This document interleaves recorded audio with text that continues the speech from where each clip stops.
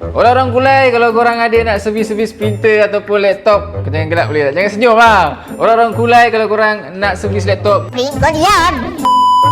Assalamualaikum orang Kulai. Kalau korang ada nak repair laptop, printer ataupun barang-barang gadget korang, boleh datang ke Oh My Gadget Kulai. Kita ada bagi diskaun RM30 untuk servis RM100 ke atas. Manakala kalau korang buat harga diskaun pula. Manakala kalau korang buat servis bawah RM100, kita akan bagi diskaun RM20. Okey, semua technician kita kat sini sangat-sangat profesional. Boleh zoom sikit abang kita kat sini. Nampak sangat-sangat mahir. Okey, kalau korang nak datang, boleh datang ke 2939 Jalan Mabur 10, Bandar Putra, Kulai Jaya, Johor. Kedai kita berdekatan dengan Caltex yang berhampiran dengan IOI. Korang boleh datang dekat situlah di Jalan Merbau 10, okey. Boleh jumpa dengan Abang Akil ataupun Abang Mal kita dekat sini yang masih menggosok motherboard menggunakan bergigi. Jumpa anda di Oh My Gadget Kulai.